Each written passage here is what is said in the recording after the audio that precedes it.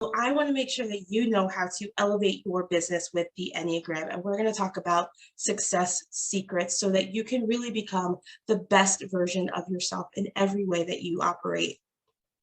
A little about me, my name is Kristen Edwards. I'm a speaker and coach. But before I got into this world, I spent my life on the stage as a theater geek. I started acting when I was just 5 years old, and I loved everything about it. But I specifically remember my eighth grade audition. I went to a school, there were about 25 people in my class. You're automatically guaranteed a role in the play, but I wanted everyone to know that I was the best singer, that I have worked hard for it, that I'm going to be the best actor on that stage. And I remember standing in that audition room, consistently determined to say, how am I going to prove that I am capable of what I know I've worked hard for, that I'm capable of sharing my talents with the world. Thankfully, that audition went well, but it was the most nerve-wracking event. But it's something that stayed with me my entire life.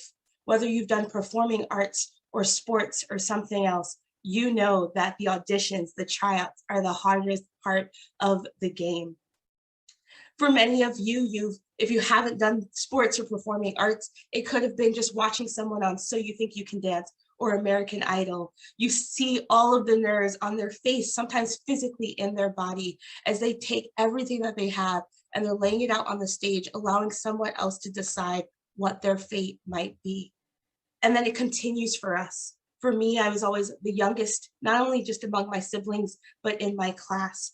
And many times I was one of the few people of color in the room, and in my career too. I can literally think of a handful of times that there'd be more than two Black women in a conference room or any session that I've ever been doing.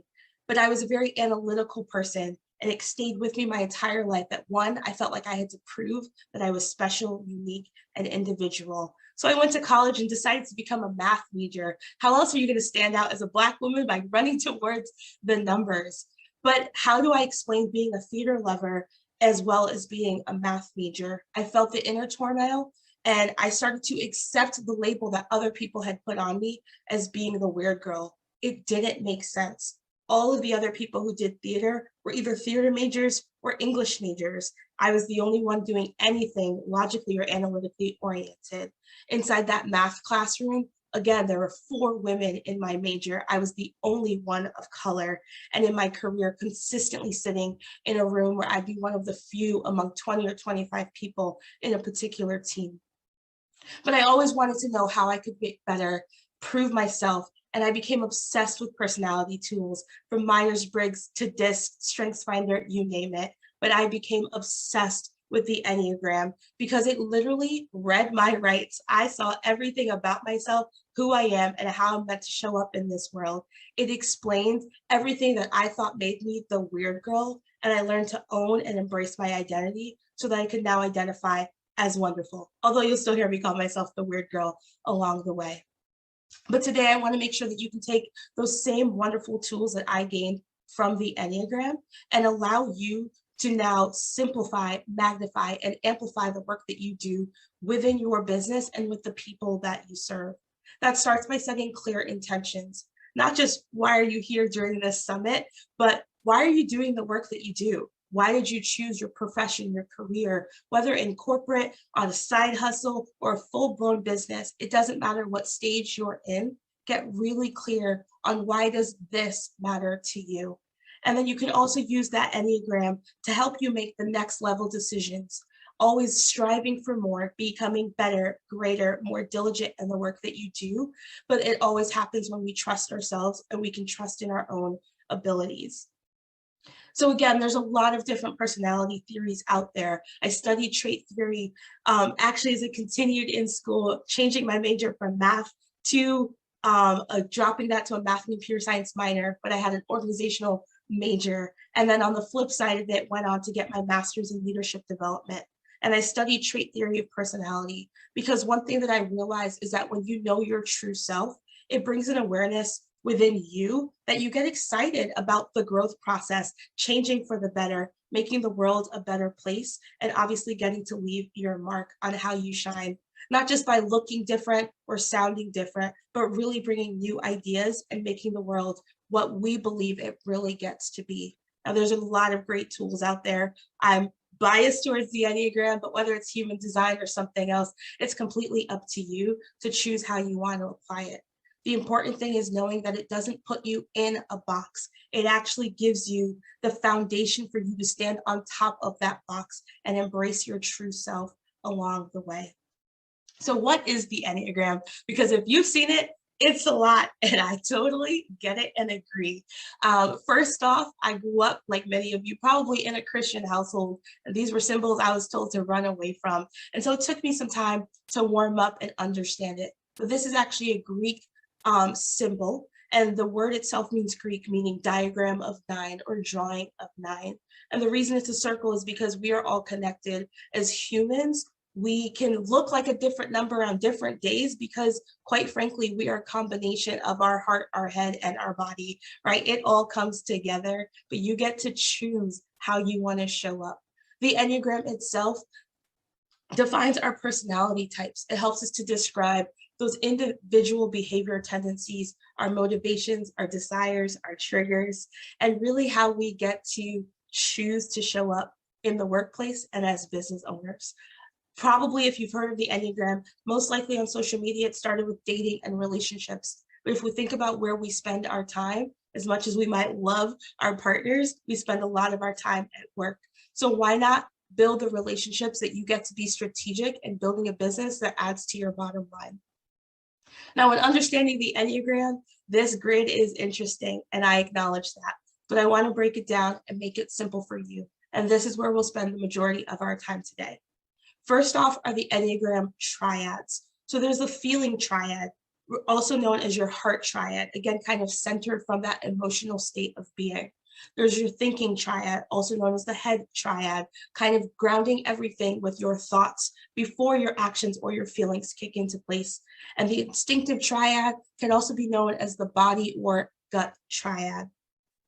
Many times, we will think that we're one thing or another because social media has put us in a box and made us think that we're one thing. So as we go through this, I want you to think about your true innate tendencies, not what you're doing, but thinking about why you're leaning to do those things.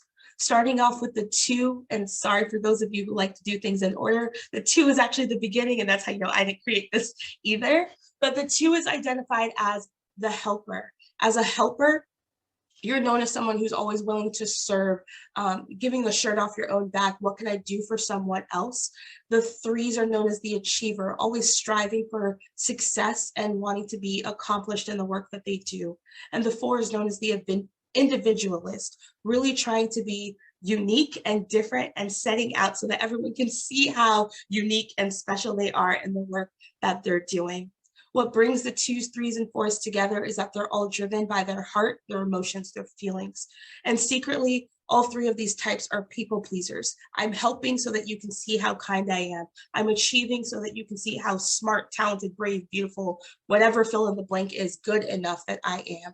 Or the 4 is I'm going out of my way to show you how different, how special, how unique I can be in the work that I do. All 3 of these types, again, are people pleasers in their natural state of being. Now, you can learn to put up boundaries and protect yourself, protect your time, protect your resources, which is always a great thing. But a lot of times when 2s, 3s, and 4s are not able to please others by helping, achieving, or standing out, they feel ashamed for who they are and how other people see them. The 5, 6, and 7, moving over to our head triad. So 5 is known as the investigator. They're usually the researcher, the bookworm. If you know kind of brand archetypes, they're usually known as like the sage. They hold all of the knowledge and information for what they do. The 6 is known as the loyalist. They have your back no matter what. If you're their person, if you're in their inner circle, whatever it is, they're kind of that ride or die personality that we're used to seeing. And then the 7 is known as the enthusiast, sometimes labeled the spontaneous one or the party animal, but they actually have a really big vision. They just don't actually do anything about the big ideas and the big vision in their natural state of being. The 5, 6, and 7, everything for them is centralized around their thoughts. I think it's fun. I think it's important. I think this other person will see the best in me. But if they're not able to think the most opportunistic ways, they start to go back into a way of finding fear. And at the bottom of everything that we see, they feel scared that people will not think that they're smart enough, scared that people will not think that they are loyal enough, or scared that people will not see them as the fun one in the group. And then you have your gut or instinctive triad, your eights, nines, and ones. Type 8, known as the challenger. They always have a new idea, kind of natural born leaders. They have a lot of control issues. And I say that as a type 8 myself. We just want things done a certain way, and we want to make sure that there's a clear agenda and mission behind what it is that's getting done. Then you have your nines, known as the peacemaker. They're usually trying to navigate conflict in a way that everyone ends up at a happy standpoint. And your ones, known as the reformer. They have a high standard of excellence. They see the world as right or wrong, black or white, and it takes time for them to develop a sense of seeing gray in the world and the in-between. A lot of times people have thoughts about a type 1. We'll see them as pastors, lawyers, teachers. And if you're not striving for the excellence that they have, we'll kind of start to see them as like antagonistic, because they have such a high standard of excellence, and they want everyone that's around them to also gravitate towards becoming the best version of themselves. We'll also hear people talk about the nines being peacemakers or conflict avoidant, but the truth is the eights, nines, and ones are all centered on that same kind of thing, and they want the best for others. And if they're not able to see the best, they'll actually develop a lot of anger because they desire justice in the world. And that comes out in different ways, different places, how they choose to show it. Some are actually like fighting and screaming, and others are like, let's go write a new law and present a bill to Congress to create the change that we want to see in the world. We all have one core number. You'll have one core type. Now, if you've experienced the Enneagram, you probably said, 5 years ago, I was a this, and today I'm a that. The truth is your core number never changes. You might come into a level of awareness. You might have shown up a certain way 5 years ago because it got you the job, it got you through college, it got you through XYZ situation in your life. But were you being true to yourself, or were you just protecting yourself, creating a shell or outer exterior to get through the situations you were in your life? Again, your core number never changes. But what we do have are wing types, growth, and stress numbers to go with it. Using the 9 at the top as an example, a 9's wing type, your core number being a 9, your wing could be an 8 or a 1. So if someone says, I'm a 9 wing 8, that means at the surface, they're very kind of a calm peacemaker, neutral in the way that they see the world and how they want to create peace.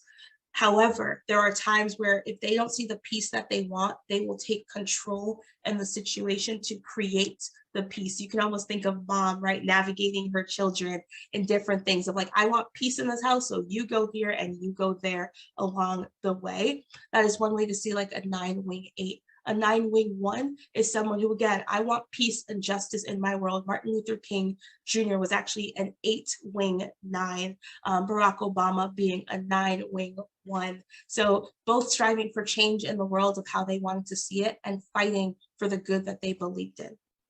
Now, before I get too much further in the growth and stress numbers, again, I said at the beginning of this, you get to choose how you show up in the world. So both Adolf Hitler and Martin Luther King Jr. are Enneagram type 8s. They're both natural born leaders. They led a cause and a mission that they truly believed in. I think it's kind of obvious on what those missions might have been, and they chose to lead in very different ways. So you can choose to lead for good or lead for bad. Whatever your innate types, you can choose to be a healthy or unhealthy version of yourself and creating the justice that you believe is in this world. For our type 3s, as an example of their growth numbers, when a 3 is achieving, again, they want to achieve, they want people to recognize how smart, pretty, talented, bold, beautiful, special that they are, and they're always achieving a status. 3s are the type of people that when you hop on a Zoom call with them, you can see all of their diplomas and certificates hovering behind their head because they want you to see that recognition of and recognize what they have accomplished. A 3 at their absolute best in times of growth is going to use their strength, their arrow would go towards the right, looking like a loyalist. And so the 3 would use all of their abilities and their talents to bring other people together and to create a community. And then we have our stress numbers. That would be a number to the left. So a 3, when really stressed out and not able to accomplish what they set out to do, actually starts to look very conflict avoidant and will kind of start to pull back and away from other people who probably could support them along their journey. So again, you have your core number. You can have a wing type that is adjacent to your number. So it is not possible to be a 7-wing 3 or a 6-wing 1. The numbers are in a circle and they stay attached. So it's numbers to the immediate left or right of your circle that dictate your wing. Your growth number is the arrow that goes to the right or down from your number. So an 8 at their best, although naturally kind of a controller and a challenger to the systems, at their best, they will help and serve and guide and deliver, create an impact in the people that they serve. An 8, when stressed, will look like the investigator. They start going out and getting more degrees. They start wanting to prove extra certificates and letters behind their name, how special and brilliant that they could be. And even in my story, you heard that.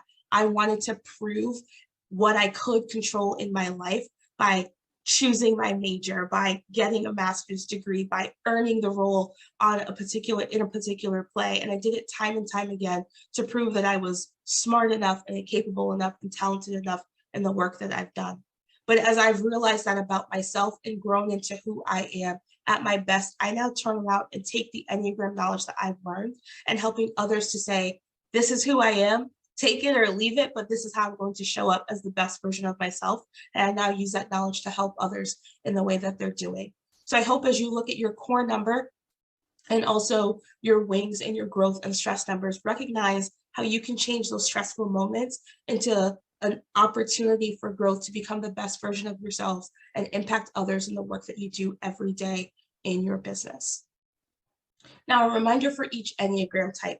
And this works for you as an individual, as well as recognizing this in those that you might work with.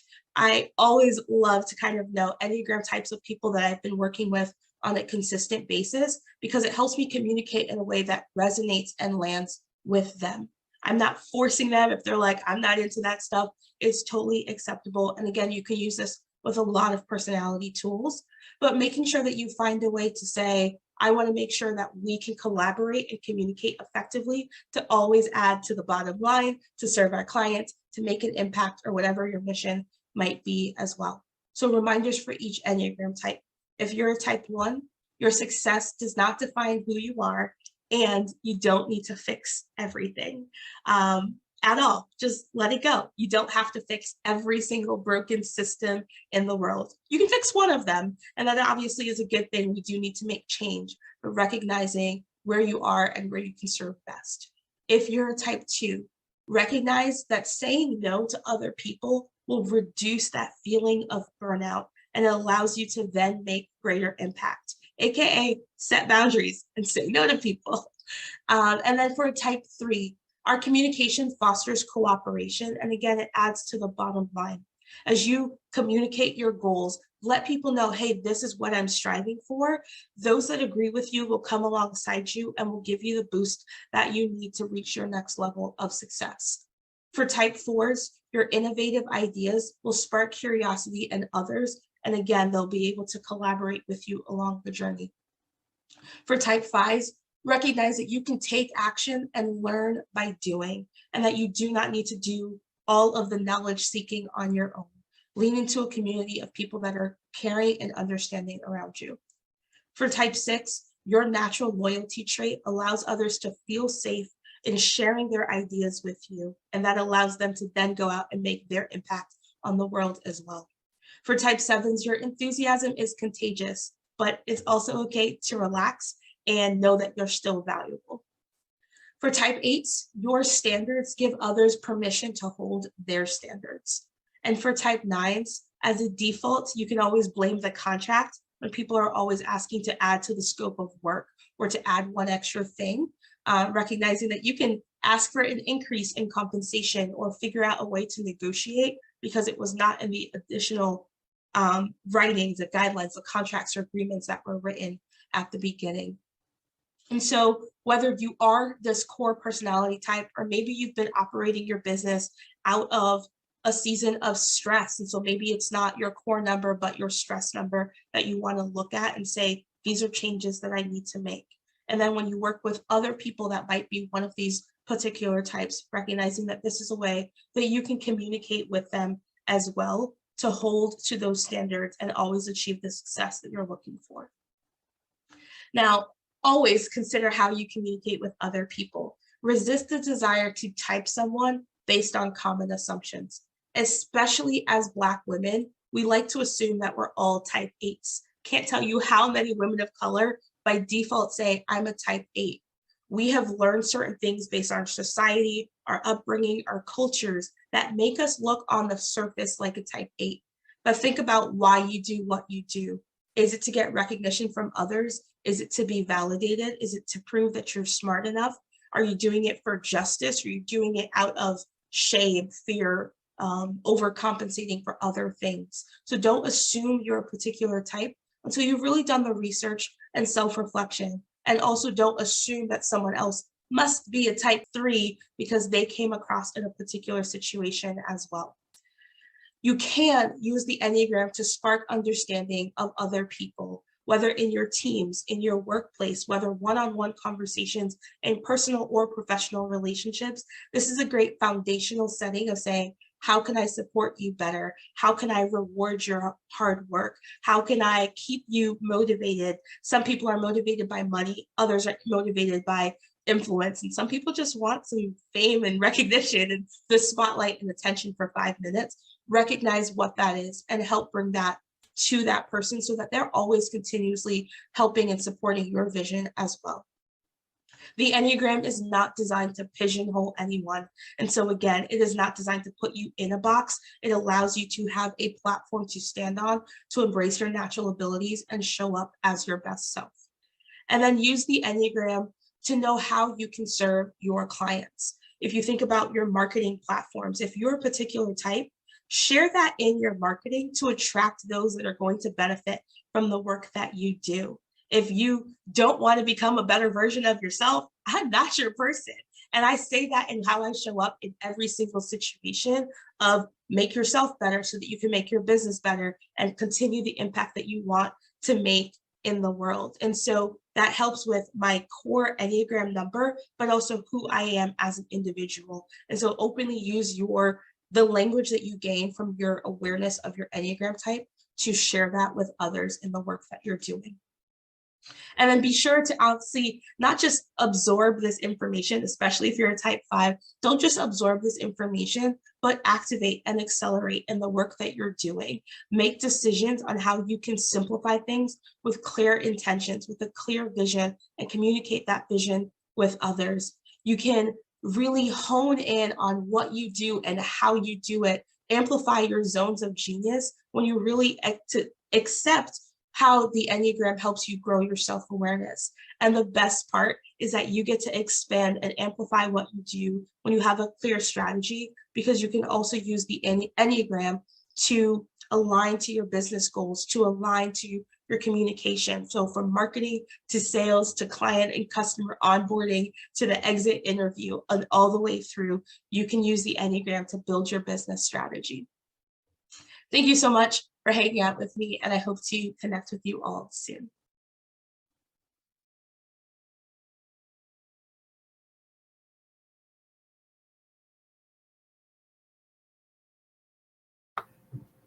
Hello, hello.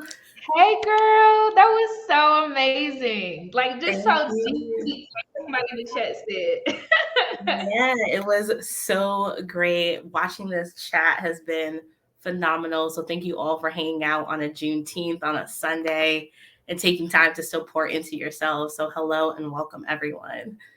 Ashe, beautiful Kristen. Well, I'm going to make sure they get all of your magic while you're here. So I'm going to flip the first question on the stage, Mama. It is from Demetra Lucas, and she says, I have been told I'm very my way or the highway. I'm interested in learning more about becoming more aligned to not come off as aggressive and develop my team / or my teamwork / collaboration skills. Any advice or first steps or 4 first steps?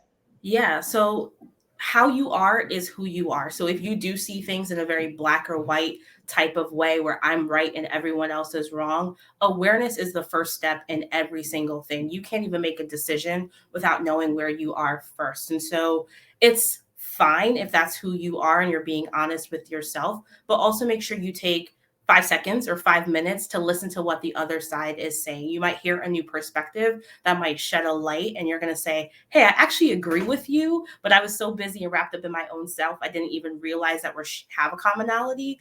Or you might say, let's agree to disagree. I don't see it that way, but how can we respectfully still work towards, what keeps us going and what keeps each of us motivated? For one person, it's the paycheck. For the other person, it's the half day Friday and the extra vacation days if you're in corporate. Whatever that looks like, find that common thing that you can work together on and then push forward with that. But I'd say listening and awareness are the two things. And you'll probably hear me say that answer again for whatever else comes up too.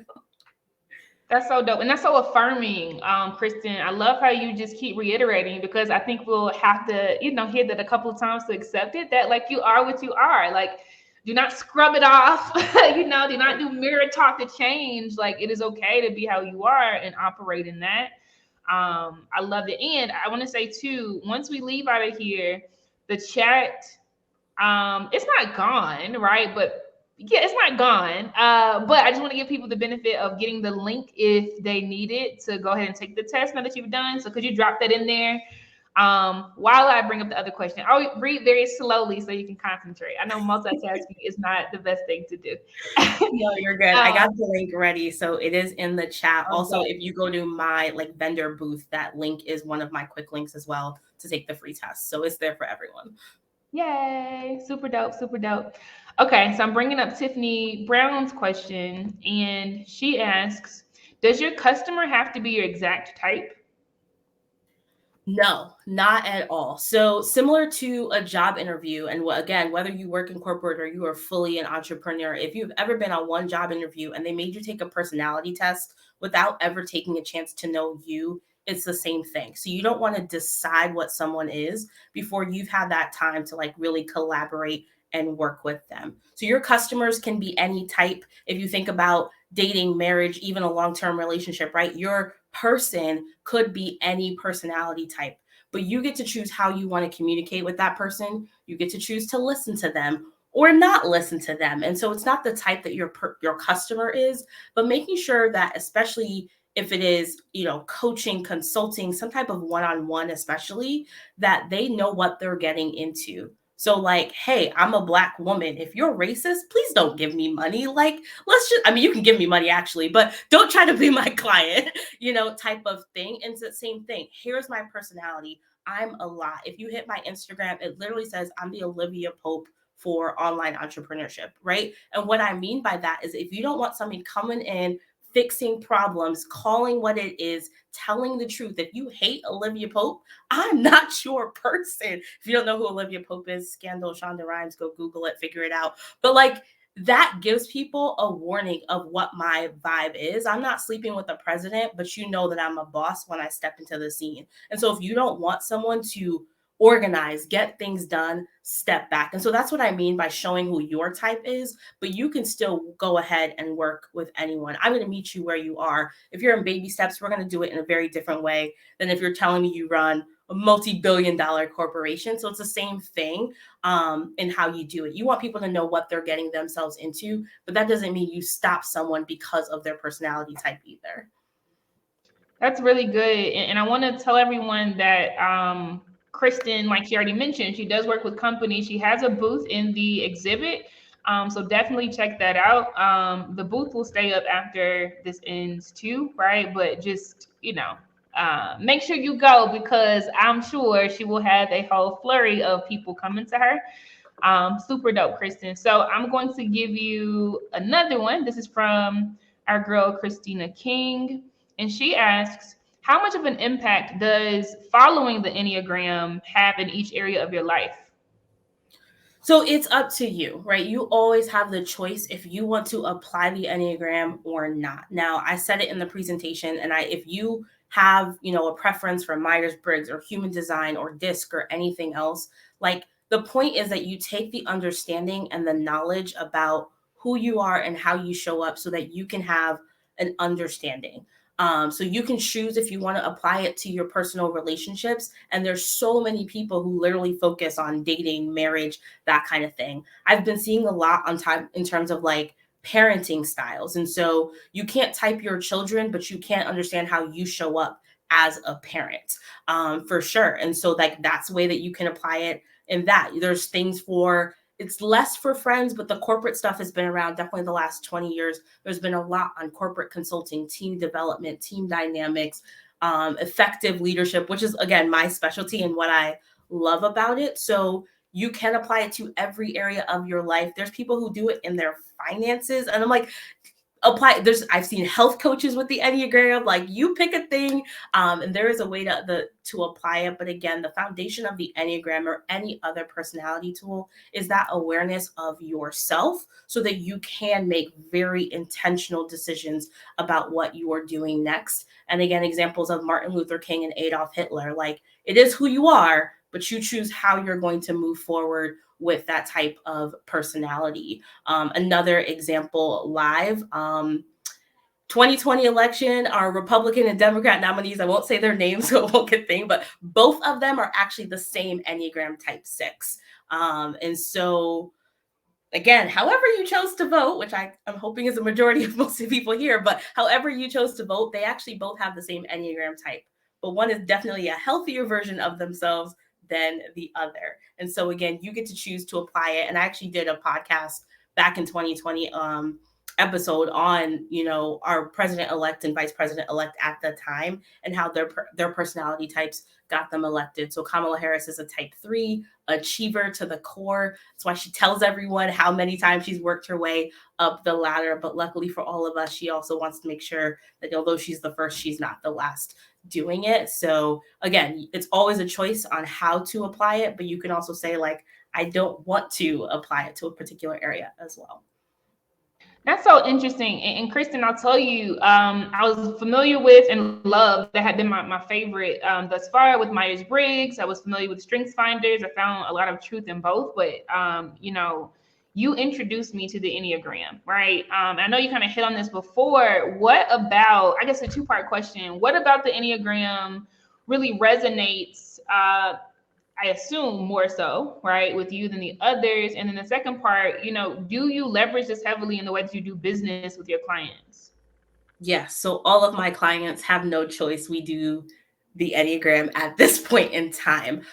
When I actually started, I used to do Myers-Briggs. That's actually the first thing that I was trained in my senior year of college, and I used it throughout grad school. Then I became certified in DISC when I started my HR career. And so that's what I was using as a recruiter and part of our retention planning.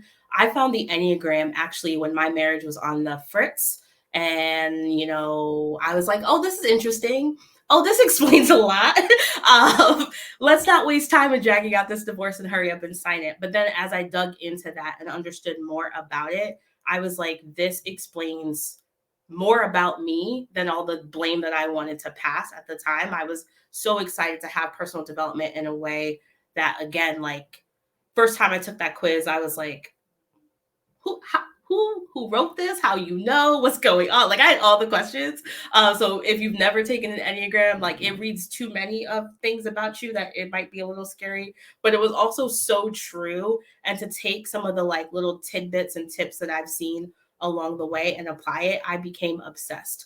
The one interesting thing of the Enneagram versus others, your Strengths Finder, your DISC, your Myers-Briggs, several of those can change over time. So depending on things that are happening in your life, depending on your corporate job, your DISC can change because if you're not the boss, you don't get to show up like a D in the workplace. If you are the executive assistant and have to be compliant, you'll look more like a C. And so a lot of times your DISC type will look like the corporate role that you have and will flex depending. Your Enneagram type, people have likened it to like the human design where it is who you are. That's the end of discussion. Your core type as an Enneagram will never change in your whole life. You have healthy and unhealthy versions of yourself. the growth numbers and all that stuff that I was explaining to show the ebbs and flows of life. But at the core, it talks about what triggers you. It talks about what motivates you. And at the end of the day, those things will never change, even if it looks different in a various season of time.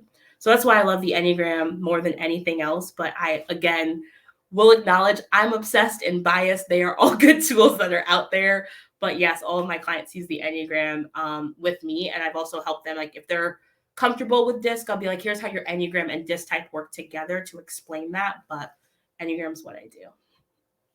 That's so enlightening. I'll definitely have to. I was sitting here guessing, and I'm gonna tell you, sis, you stepped on my toes because as you were presenting, I was like, oh yeah, I'm an 8. Yeah, I'm a challenger. And when we know at my best self, oh yeah, I'm the helper. Yeah, that's me. But you stepped on my toes and you said most Black women say they're the 8, right? And we have to ask ourselves the question of why, right? And I definitely have been trying to save myself, and I've been the rage piece is real, right? I use a whole bunch of emotion to back up the force in what I'm saying. So I have to definitely sit down and see if that's true. So I love that challenge for sure. And I'm not saying you might be an 8. Like I am an 8, and Olivia Pope's character really is an 8. So I'm not saying that you're not an 8, but a lot of Black women, because of how society has treated us in America specifically, will say I'm an 8 because I like what I like. But do you like to be successful so people like you? Or do you like to be the life of the party and you're just the party planner? And so again, we show up differently in different situations, but it's about getting down to what motivates you and not just how other people see you. Yeah, that's good. I think that's really good. All right, ladies listening, we have Kristen right here, but if there are no questions now, then wait, okay, we got some more. Okay, so this one is coming from Samia Mosley, Kristen, and she asks, could you expound more on the stress number and how to utilize it? Yeah, so it's not about using your stress number. It's about recognizing your stress number. And so if you know your type, can you drop your type in the chat and I'll give you a little bit more of a concrete example. But I'll use myself until I know what your number is. So my core number is an 8. When I am stressed, I look like a 5. And so again, many of us have done this. And, statistically, Black women are the most educated group in America. Why? Because we're trying to prove that we're smart enough that we deserve the raise. So we go out and we get more degrees to prove so that other people will give us the dollar. But tell me why the high school dropout makes more than the Black woman with a PhD. Another story. Nobody has to answer that right now. But, just those kind of things. And so when I'm stressed, I find myself starting with a Google article, and then I end up, watching a YouTube video, and then I've signed up for a demo of something else. And the next thing I know, I'm looking at MBA programs. What? Why? Like, I don't need another degree, but we're constantly looking for something and saying, I'm not able to control what I want to right now. And so I'm feeling like I need to go get certified or do, something that's going to say I'm accomplished and worthy of the things that I've honestly been doing since I was 5 years old. I geeked out on all these personality quizzes in the magazines we got in the mail back in middle school. But then I went out and felt like I had to get MBTI and DISC and Enneagram certified in order to be smart enough, and a master's degree on top of it in psychology to prove that I knew what I was talking. But I've been doing quizzes my whole life.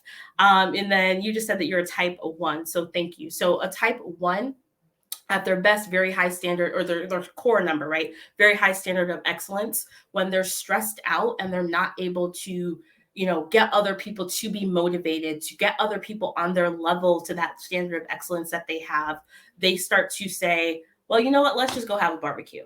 And not that fun is a bad thing, but you kind of realize that you're saying, I surrender my ideas of fun. And so I'll let someone else take the reins. I'll let someone else be the visionary, even though I have a lot of ideas, even though I know how to make the world a better place, even though I want to be. And a lot of times ones are lawyers, teachers, doctors, ministers, they're in the military, leadership, like that kind of a thing is just what they're naturally drawn to. So when they give up and they say, well, let's just go have a party and kick back and relax, not because they're finding rest, but because they're saying, I can't make the world a better place. So I'll just raise a glass and give up, kind of a thing. And so, but that doesn't mean that sevens are bad, right? So sevens actually have a lot of great ideas. They just don't write them down.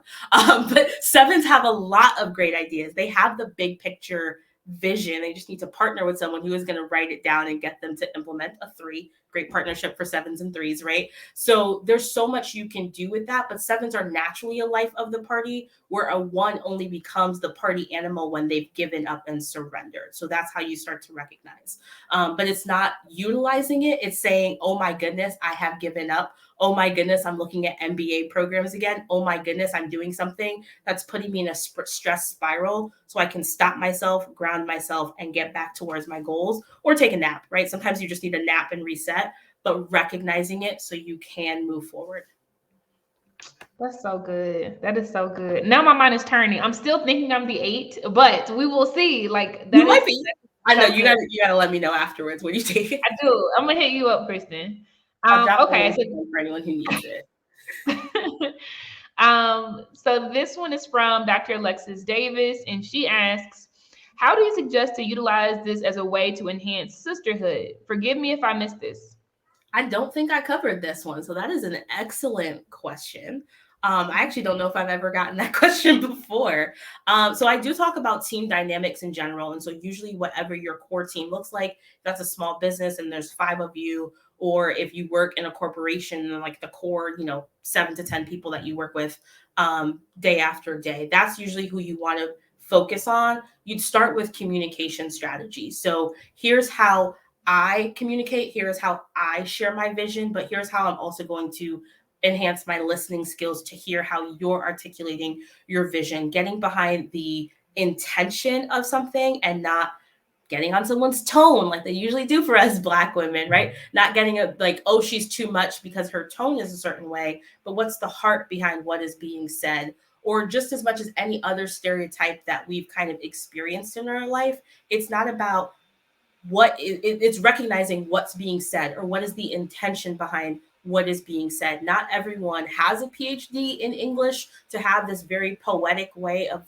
presenting an idea, but recognizing, hey, this is what they're looking for. This is what they're getting at. And how can I, find that common goal so that we are building this business, that this team is achieving its initiatives, whatever that might be. In terms of sisterhood, that community is always great. You don't want to build your community based on a personality type, because a bunch of 8s in the room isn't going to be good for anybody either. A bunch of 3s in the room is going to be a whole lot of bragging and still not accomplishing just as much. And so you want to say, hey, there's a little bit of all of us, and recognizing how can I build you up. I mentioned the 7 and 3 partnership, recognizing the same way that there's like opposites attract in, romantic relationships, opposites are going to attract in professional relationships as well. And you want your friend group to be a little bit of everyone, because that is how you each can edify each other. That's how you each can support each other as you're kind of in that journey of life as well.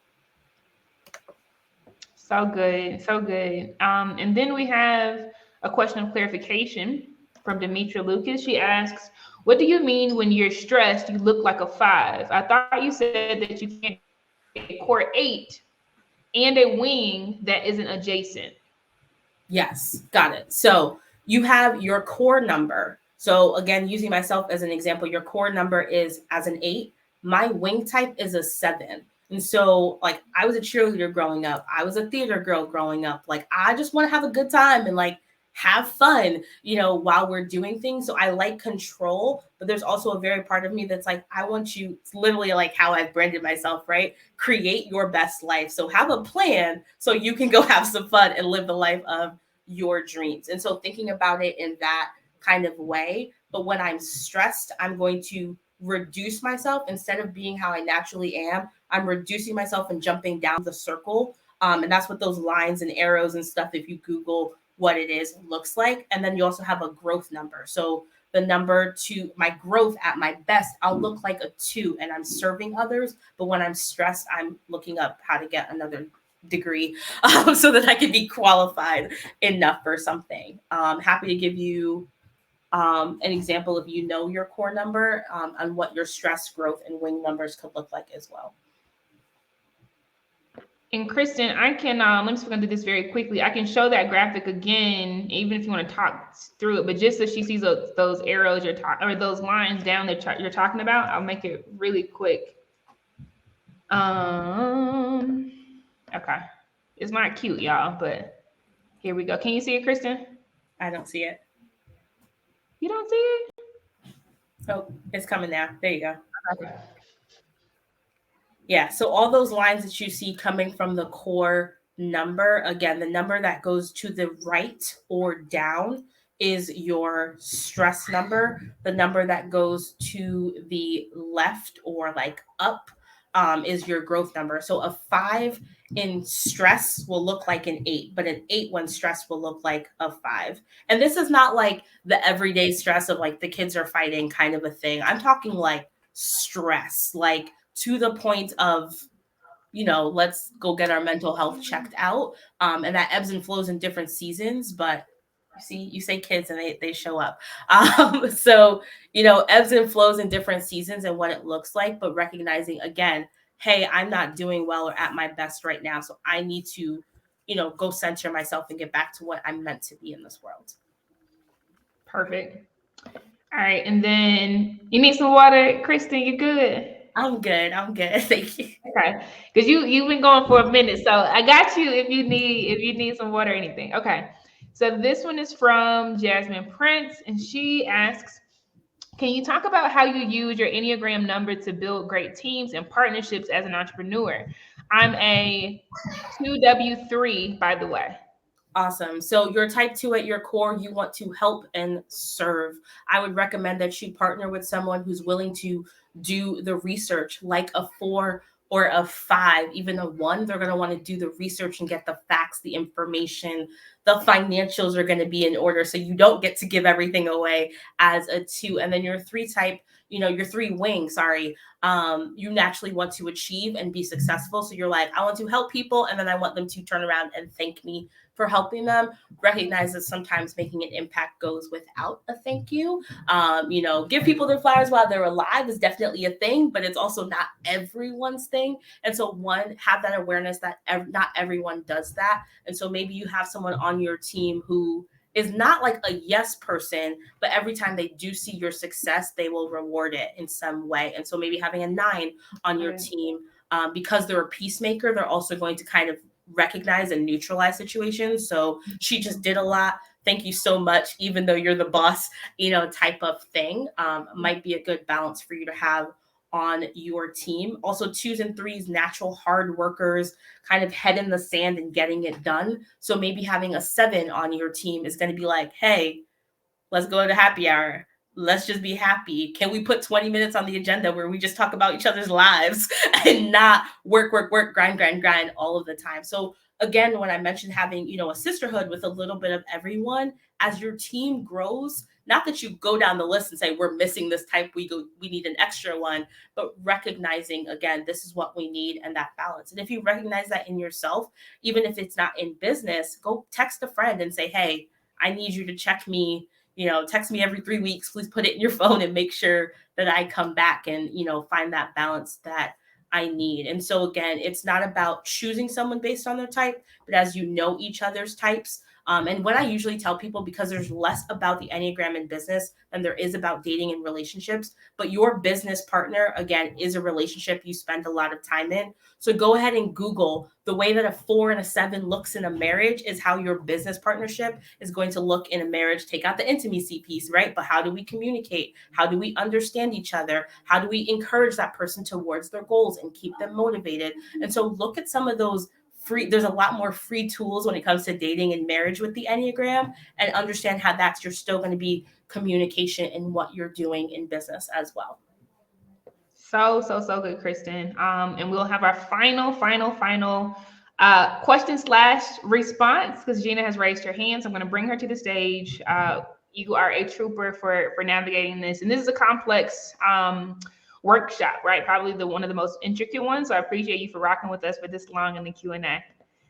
All right, Gina, you have the mic. All right, thanks, Kristen. Thanks, Casey. So in keeping with the title, Blaze, right? I'm thinking about building leaders. So if you're considering yourself a leader in this case, and you see that you might be, like you said, missing some numbers that could enhance your team, do you find it advantageous to maybe try to switch up and be that missing piece and kind of move around, or more to what you said, you are who you are, stay true to who you are?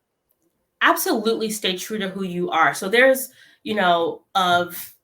if you're a solopreneur and you have to be your financials and your tech person and your admin scheduling, that's going to look very differently. And so Google your way through the things that you need to bootstrap a business. But as you're definitely at the level of growing a team, whether that be in corporate or online business or something else, it's not about changing who you are, but saying, this is my zone of genius, and I need someone to support me where I don't have that expertise. So if I need tech, I'm going to call Casey, because this summit is like dope on another level, right? So if I need that, I'm going to say, Casey, who are your people, or do you want to jump in on this? Because I need my technology to get to a certain level. But when it comes to systems, planning, operations, I'm that person, and I know that. So I can say, here's the vision, here's the plan, but I need it to be executed, and I know Casey's my person. So it's about finding that balancing act, but never changing who you are at the core. That. Yeah, because otherwise you find you're burning out, and that's what you're trying to avoid too, the burnout. So thank you for sharing that.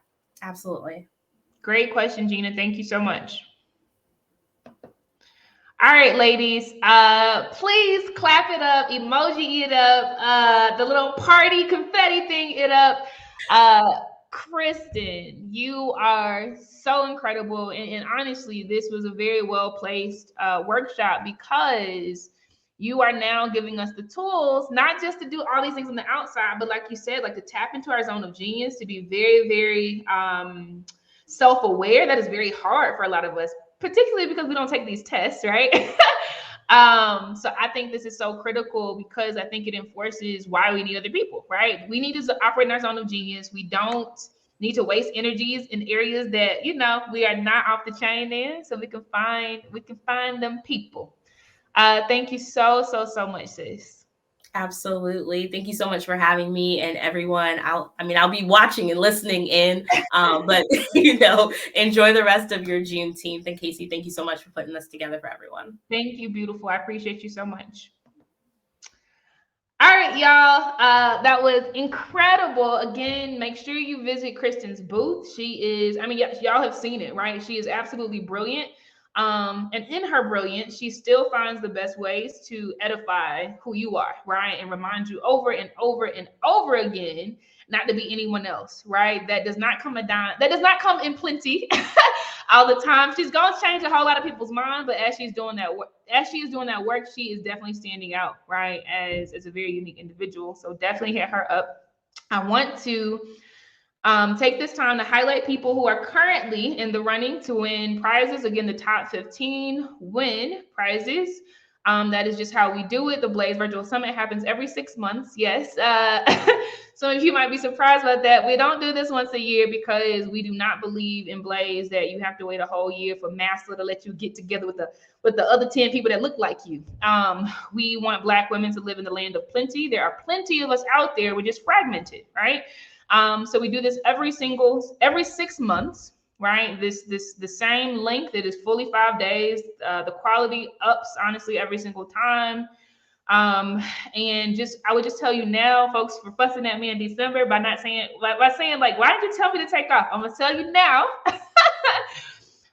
You definitely want to have space clear in your calendar for the first week of December. That's when we do it, and it is always about lightening a load. We do not believe at the end of the year that it's time to hit that last target at the end of the year, trying to stack it up, or like, oh my gosh, I don't need to be a better me in January. No, cuz you would have spent a whole year striving, right? A whole year achieving, a whole year growing. So we definitely bring in the experts to help you de-stress, to help you lighten the load, to help you unpack the traumas and the hurts and the frustrations that have happened. So I want y'all to be there for that. Now. Shout out to my leaderboard people. Let's see. It is refreshing. I want to do the latest and greatest. Okay.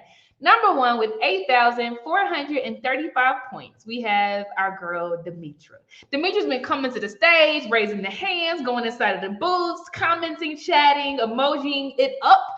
I've been seeing you, sis. And again, the way you move in here is the way that you move on the outside. Mean that, right? Same big thunder energy.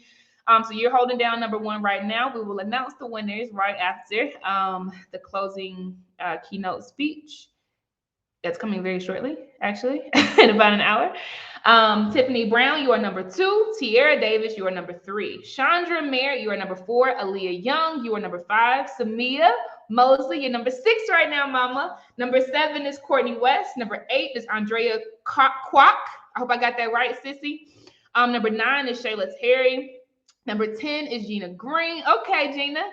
Number 11 is Janae Wiggins. That's Raven's girl, so you're my girl. Number 12 is Demetria Williams. Number 13 is Monet Esby. Number 14 is Dana Stansel Jones. And last, but definitely not least, right now, number 15 is Wendy Dorsey. All right, one more session. It is a workshop. It is coming from our girl, Jasmine Prince, also known as Jazz. She is doing the last workshop of the entire summit for summer 2022. And it is called Pushing P, a formula for a community. I'll see y'all over there. Peace.